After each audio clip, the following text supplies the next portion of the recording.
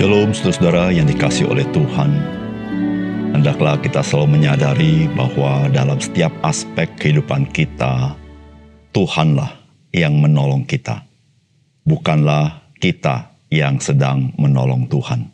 Salam jumpa dalam program Tuhan adalah Gembalaku. Saudara, pengkhianat itu selalu adalah orang dalam dan orang dekat, serta orang yang terlibat intens di dalam kebersamaan. Maka, pengkhianat yang paling menyakitkan adalah orang yang menerima kepercayaan penuh, yang kemudian berbalik untuk mencelakakan. Ketika kita bicara tentang pengkhianat, maka Alkitab menuliskan tentang Yudas Iskariot sebagai seorang pengkhianat. Mengapa demikian? Tidak ada seorang murid pun yang mendapat kepercayaan sebagaimana yang diterima oleh Yudas Iskariot. Yudas Iskariot menjadi seorang yang dipercaya memegang kas dari pelayanan Yesus Kristus. Namun Alkitab menuliskan bahwa ia sering mencuri uang dari kas tersebut. Dan pada puncaknya, Yudas Iskariot menjual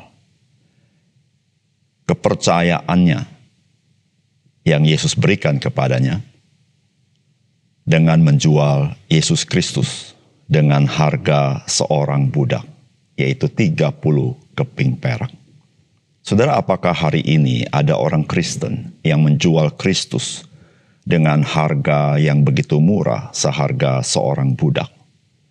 Saudara, ingatlah, pengkhianat adalah orang dalam, orang dekat, dan orang yang terlibat intens di dalam kebersamaan.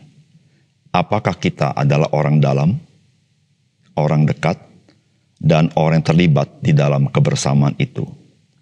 Oleh karena itu, saudara, marilah kita selalu waspada agar kita dapat setia mengikut Tuhan Yesus dan mengasihi Dia dalam hidup kita.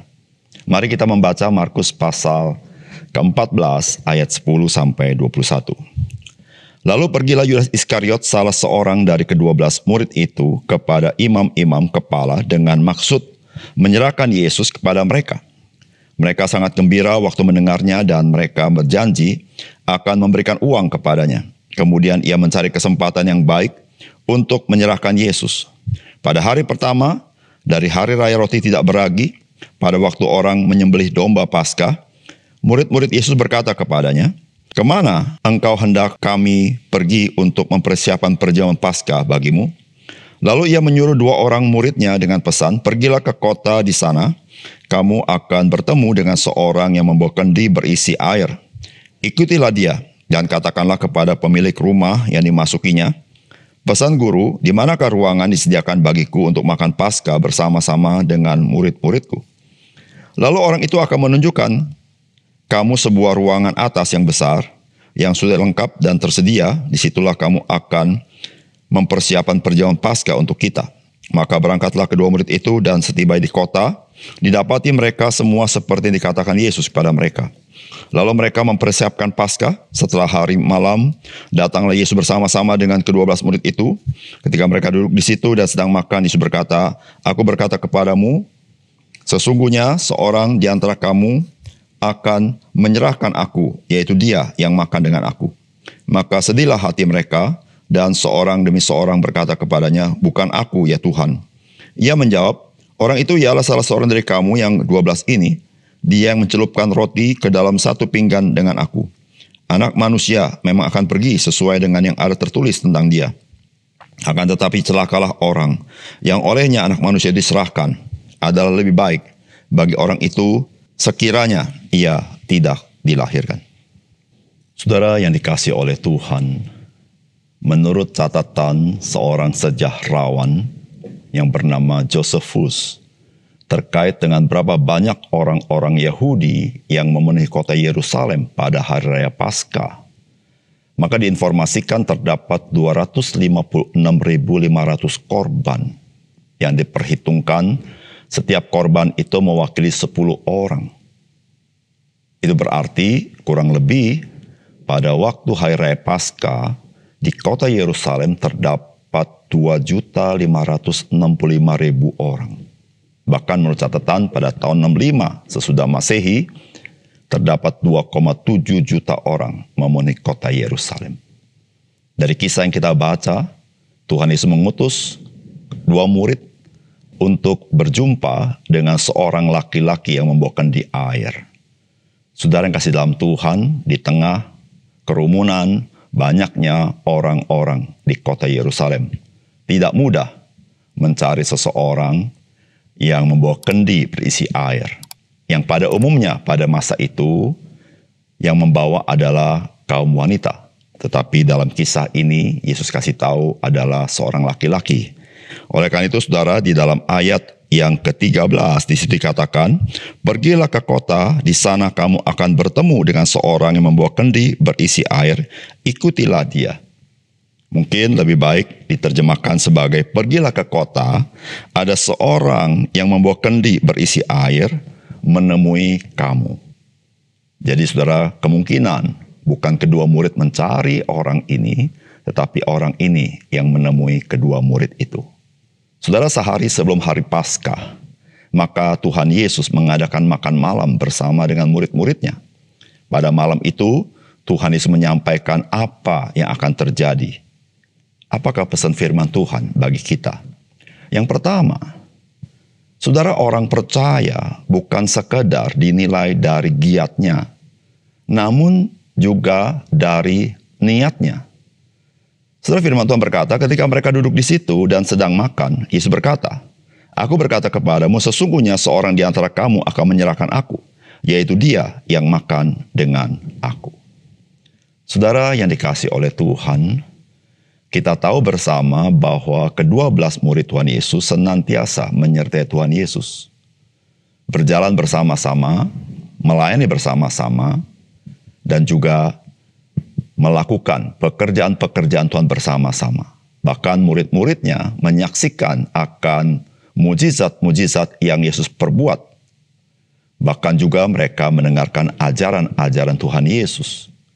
Dan pada saat ini saudara, murid-muridnya semua ikut di dalam makan malam bersama menjelang Paskah. Termasuk Yudas Iskariot. Saudara, Yudas Iskariot adalah seorang murid yang selalu bersama-sama Tuhan Yesus. Dan giat melayani bersama-sama, bahkan juga seorang yang diutus berdua-berdua untuk melakukan pelayanan. Mengabarkan kerajaan Allah sudah dekat. Dan Yudas Iskariot dan murid-murid lain menyaksikan bagaimana si jahat telah dikalahkan. Namun saudara, pada kisah hari ini, sesuatu yang sangat extraordinary terjadi. Yudas Iskariot ikut makan bersama-sama dengan Tuhan Yesus. Namun, dia bukan saja ikut makan, dia mempunyai tujuan yang lain. Yaitu dia ingin menyerahkan Yesus kepada imam-imam kepala dan pemimpin-pemimpin agama. Saudara, di sini kita belajar 3,5 tahun kurang lebih. Kebersamaan dengan Tuhan Yesus begitu intens, begitu terlibat dalam pekerjaan Tuhan, bahkan menyaksikan akan mujizat Tuhan, bahkan ikut ambil bagian di dalam memberitakan kerajaan Allah. Saudara, tidak menjamin seseorang itu menjadi seorang yang setia. Saudara, sebagai orang percaya, kita perlu intens melayani Tuhan dan sungguh-sungguh dan ikut Tuhan, dekat dengan Tuhan. Namun saudara, ingatlah bahwa kita bukan sekedar giat di dalam Tuhan, tetapi kita pun harus menelisik niat hati kita ketika kita ikut Tuhan. Apakah yang menjadi motivasi kita di dalam kita melayani? Apakah motivasi kita ketika kita berdoa? Apakah motivasi kita ketika kita membaca Alkitab? Apakah motivasi kita ketika kita hidup benar sebagai orang percaya? Bahkan berbuat baik dalam hidup kita sebagai orang percaya? Saudara, ingatlah, orang percaya bukan sekedar dinilai dari giatnya, namun juga niatnya. Saudara, niatnya itu sangat menentukan akan kesetiaan kita, akan apa yang kita kerjakan, apakah itu berkenan kepada Tuhan. Saudara, marilah saudara melihat apa yang terjadi dengan Yudas Iskariot. Kita perlu mengevaluasi diri kita, bukan tentang giatnya, tetapi tentang niatnya. Yang kedua, mengkhianati Tuhan itu diawali ketika kita memakai rancangan dan tujuan kita sendiri dan tidak belajar untuk mengenal dan tunduk kepada rencana dan tujuan Tuhan. Saudara, firman Tuhan berkata, anak manusia memang akan pergi sesuai dengan ada tertulis tentang dia. Akan tetapi celakalah orang yang olehnya anak manusia diserahkan. Adalah lebih baik bagi orang itu sekiranya ia tidak dilahirkan. Saudara yang dikasihi oleh Tuhan, Yesus Kristus naik ke atas kayu salib itu bukan karena jasa dari Yudas Iskariot. Itu yang Tuhan Yesus katakan. Anak manusia memang akan pergi sesuai dengan ada yang tertulis tentang dia. Jadi artinya saudara-saudara, apa yang terjadi dengan Yesus Kristus dengan karya penebusannya? Tidak ada jasa seorang manusia. Bahkan Tuhan Yesus terus mengingatkan Yudas Iskariot bahwa dia harus waspada dengan niat hati dia. Saudara, ketika seseorang mengkhianati Tuhan, bukanlah diperhitungkan pada puncaknya. Namun, dari setiap hari ketika orang Kristen itu mengikut Tuhan. Saudara, apakah kita sebagai orang Kristen, kita berlaku seperti Yudas Iskariot yang memiliki rancangan dan tujuannya sendiri dan caranya tersendiri dan tidak tunduk kepada tujuan, rancangan, dan caranya Tuhan. Dia melakukan segala sesuatu, merasa diri sanggup melakukan lebih daripada yang Tuhan dapat lakukan. Saudara, di sinilah saudara-saudara, kita harus mewaspadai dalam segala aspek hidup kita. Bukan kita yang menolong Tuhan, tetapi Tuhan yang menolong kita. Saudara, Yudas Iskariot ingin membalikkan semuanya itu. Dia ingin menolong Tuhan. Dia ingin menolong bangsa Israel. Tapi dia tidak tunduk kepada rencana dan rancangan Tuhan. Maka saudara, ketika seseorang melakukan sesuai rancangan, tujuan, dan cara tersendiri, maka benarlah kata Alkitab. Mereka itu sebagai domba-domba yang mencari jalannya sendiri, tersesat di dalamnya. Oleh karena itu, saudara yang kasih dalam Tuhan, berkhianat kepada Tuhan tidak dimulai dari puncaknya, tapi dimulai dari awalnya. Apakah saya, dalam hidup saya, senantiasa menggunakan rancangan, tujuan, dan cara saya sendiri? Saudara, itu memberikan tanda-tanda kepada kita. Kita akan melenceng dalam hidup kita. Dan pada akhirnya, kita menjadi orang yang tidak setia.